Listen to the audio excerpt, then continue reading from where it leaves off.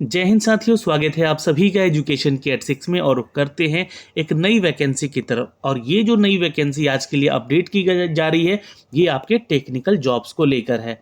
अब यहाँ पर मैं आपको पहले बता देना चाहता हूँ कि जो छात्र डिप्लोमा है या बी टेक है, वो छात्र तो इस वीडियो को जरूर देखें।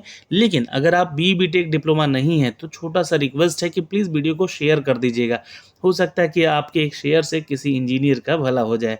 तो national hydro electric power corporation NHPC Bharat सरकार की मिनी रत्न कंपनी है, जिन्होंने यहाँ पर एक नया नोटिफिकेशन जारी किया है, नई अपडेट दी है नई वैकेंसीज को लेकर। तो यहाँ पे आपकी एलिजिबिलिटी क्राइटेरिया यानी कि जो आपका शैक्षणिक योग्यता क्या है, इसके साथ एज क्राइटेरिया, सैलरी यानी कि वेतनमान क्या होगा, और इस फॉर्म को भरने के बाद आपको क्या परीक्षा लिया जाएगा, एग्ज़ाम पैटर्न क्या होगा, एग्ज़ाम का फीस कितना लिया जा रहा है, इन सब के बारे में एक ऑफिशियल जानकारी ऑफिशियल नोटिफिकेशन के माध्यम से हम आप तक साझा करने जा रहे हैं। तो प्लीज़ वीडियो को अंत तक देखिएगा। लेकिन छोटी सी रिक्वेस्ट और करूंगा कि चैनल पे आप आज नए हैं तो अभी चैनल को सब्सक्राइब कीजिए। अगर आप पुराने हैं और चैनल को जानते हैं, पुराने हैं और नोटिफिकेशन नहीं जा पा रहा है, तो छोटा सा रिक्वेस्ट मैं करूंगा कि प्लीज़ अनसब्सक्राइब कीजिए और फिर सब्सक्राइब करके बेल आइकन दबा लीजिएगा, ताकि नोटिफिकेशन आप लोगों तक पहुंचना बेहद ज़रूरी है। तो चलिए आज हम बात करेंगे ऊर्जा के क्षेत्र में एक ऊर्जावान नौकरी के बारे में। ये वैकेंसी है दोस्तों यहाँ पर मिनी रत्न कंपनी, जहाँ पर लगभग 71% जो वैकेंसी है इस गवर्नमेंट बॉडी का, ये NHPC का, जो कि सरकार अपने पास शेयर रखती है। बाकी जो है 30% निजी संस्था को जाता है। लेकिन मैं फिलहाल आपको बात करूंगा यहाँ पर वैकेंसीज के बारे में, जहाँ पे इस वैकेंसीज के बारे में सारा डिटेल दिया गया है।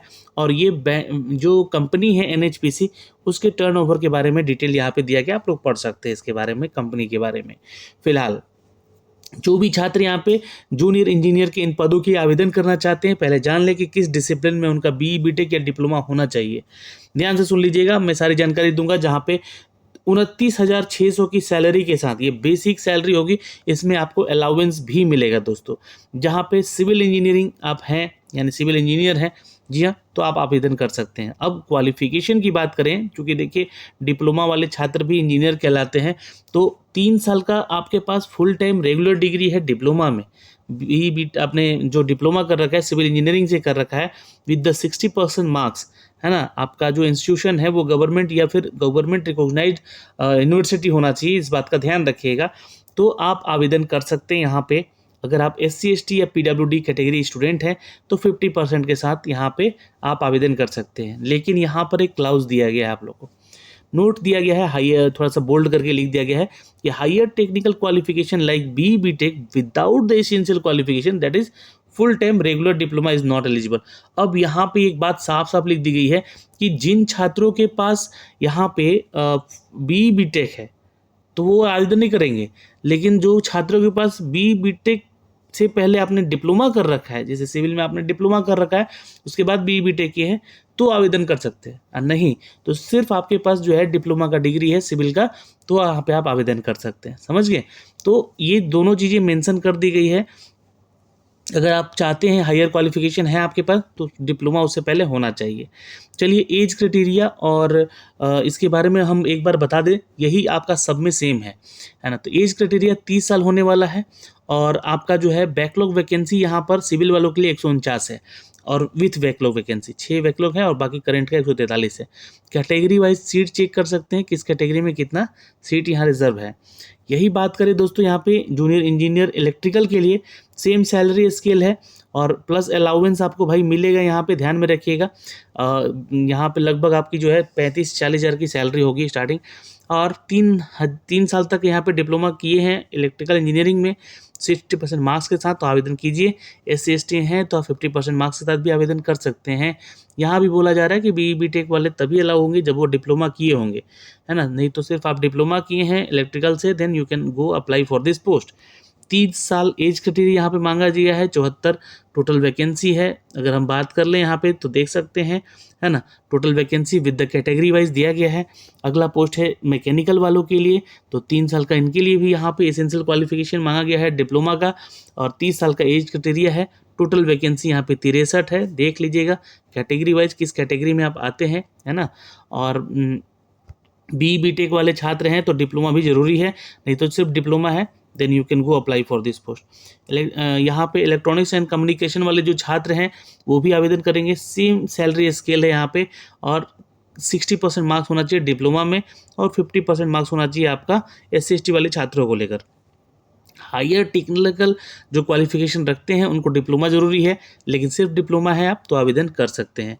30 साल एज क्राइटेरिया यहाँ भी है, और वैकेंसी की बात करें तो मात्र 10 वैकेंसी यहाँ पे टोटल कैटेगरी वाइज दी गई है। अगला पोस्ट है यहाँ पे दोस्तों सुपरवाइजर का। अब सुपरवाइजर की वैकेंसी है दोस्तों, ये IT वालों के लिए है, ये ध्यान में रखिएगा। यहाँ पे आपको जो है थोड़ा सा क्वालिफिकेशन में बदलाव हो गया है।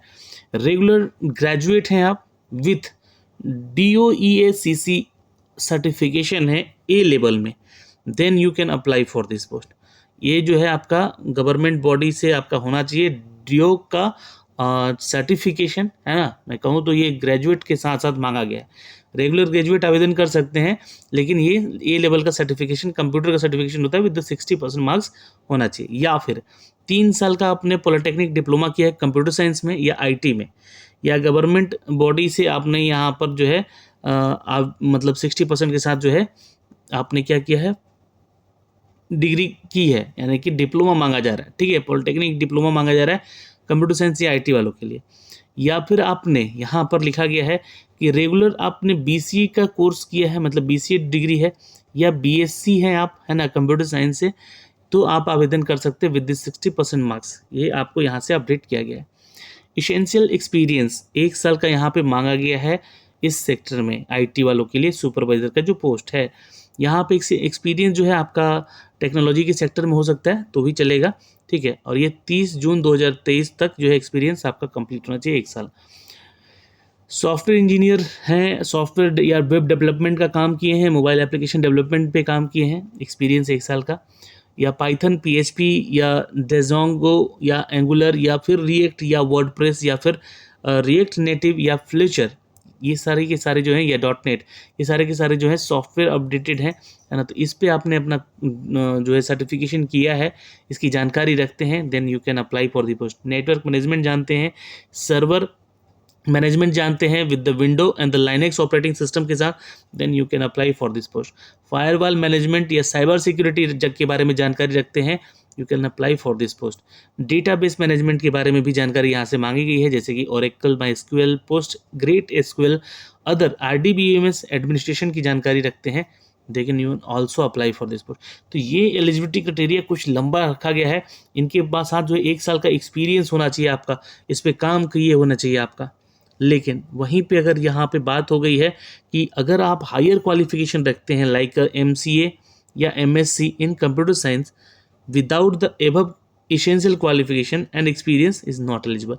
तो ये क्वालिफिकेशन और एक्सपीरियंस तो होना ही चाहिए आपका, अगर आप MCA वगैरह या MSc वगैरह हैं तो। आप BTech वाले यहाँ आवेदन नहीं कर सकते हैं, इस बात का ध्यान रखिएगा। सिर्फ डिप्लोमा मांगा गया है विद द 60% मार्क्स। या BCA हैं, BSc हैं, या फिर आप DO A लेवल में सर्टिफिकेशन रखते हैं तो इधर आवेदन कर सकते हैं। यहाँ पे जो है 30 साल का एज क्राइटेरिया है, 9 वैकेंसी है इनके लिए, और कैटेगरी वाइज देख सकते हैं। सुपरवाइजर का सर्वे में देखिए, सिविल वाले जाते हैं जनरली यहाँ पे, तो सर्वेइंग या फिर सर्वे इंजीनियरिंग होता है, उसमें आपका डिप्लोमा है, then you can go apply. Experience की बात की गई है यहाँ पे, तो 30 जून 2023 तक जो है 1 साल का एटलीस्ट 1 ईयर का एक्सपीरियंस यहाँ पे मांगा गया है, जहाँ पे आपको CAD में या CSI में या फिर आपका LIS CAD में या ADM में, इन सभी में जो है एक्सपीरियंस यहाँ पे मांगा गया है। जो छात्र SC/ST हैं वो 50% के साथ आवेदन करेंगे। हायर क्वालिफिकेशन रखते हैं तो BTech के साथ साथ ये जो है एसेंशियल क्वालिफिकेशन जो है सर्वेइंग या सर्वे इंजीनियर का होना चाहिए। और यहाँ पे टोटल वैकेंसी 19 है, एज सेम है।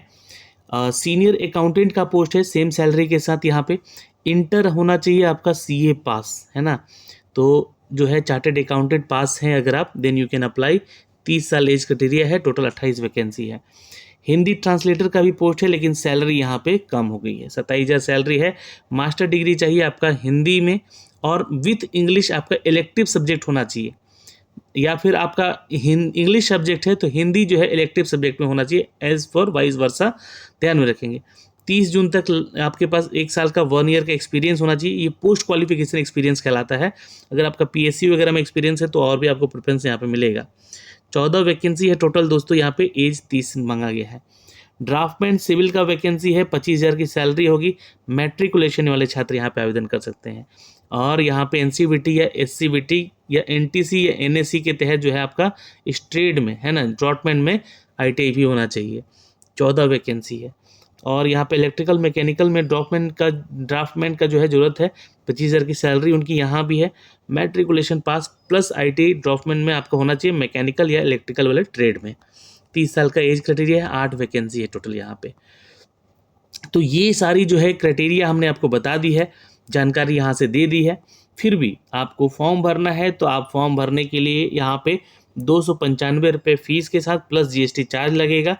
तो ये आपका फीस चार्ज हो गया है ना। आप इसके लिए आवेदन कर सकते हैं। फॉर्म को कैसे भरना है स्टेप बाय स्टेप यहाँ पे प्रोसेस दिया गया है। टोटल 6 स्टेप है यहाँ पे, अगर देखिएगा तो इसमें आप जो है आवेदन कर सकते हैं जाकर। लेकिन आवेदन करने का जो तिथि है वो मैं आपको बता दूं कि 9 जून से इसको एक्टिव किया जाएगा। और ये जो है आप इसके लिए आवेदन कर पाएंगे और कर सकती हैं। ठीक है, यहाँ से एसेंशियल जो डेट हैं वो दिए गए हैं। ये लास्ट में यहाँ पे चेक कर सकते हैं। 9 जून से लेकर 30 जून तक आप लास्ट आवेदन कर सकते हैं। अब इनमें जो है जितने भी डॉक्यूमेंट्स हैं आपके, उन सारे डॉक्यूमेंट्स के बारे में जानकारी आपको देनी होगी। फॉर्म भरते समय, फॉर्म आपको भरते समय मांगा भी जाएगा। ये सारी जानकारी आपको हिंदी में भी अवेलेबल है, तो आप यहाँ से इसको भी पढ़ सकते हैं और पढ़ सकती हैं। अगर कोई डाउट है तो आप कमेंट सेक्शन में कमेंट करके भी पूछ सकते हैं।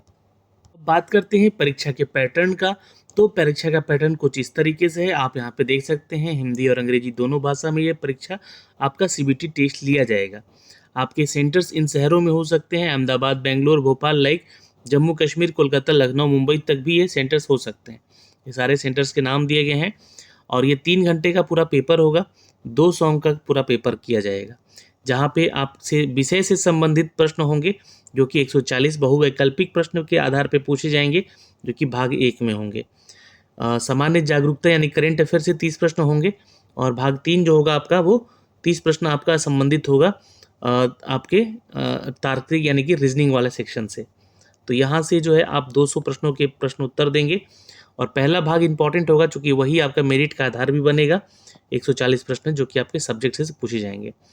जो भी छात्र इस एग्ज़ाम को देंगे ध्यान में रखेंगे, निगेटिव मार्किंग भी रखा गया है। और निगेटिव मार्किंग को ध्यान में रख के ही आप इसकी एग्ज़ाम को देंगे, है ना। निगेटिव मार्किंग 10 अंक की भी होंगे। उत्तर ना देने पे यहाँ पे कोई अंक नहीं दिया जाएगा, इस बात का यहाँ पे ध्यान रखिएगा। आरक्षण का लाभ उन्हीं को मिलेगा जो कि कैटेगरीज में है, और उनका सर्टिफिकेट भी यहाँ पे मांगा जाएगा डॉक्यूमेंट वेरिफिकेशन के समय। तो फॉर्म भरने के लिए आप ज़्यादा से ज़्यादा छात्र कमेंट कीजिएगा, तो इसका फॉर्म भर के भी ज़रूर बता दिया जाएगा। फिलहाल इस वीडियो में इतना ही। 9 जून से आवेदन होगा एनएचपीसी का ये रिक्रूटमेंट, जिसके लिए कि आप छात्र यहाँ पे आवेदन करना चाहते हैं और चाहती हैं, तो अपने एजुकेशन क्वालिफिकेशन को देखकर आवेदन ज़रूर करेंगे। जय हिंद।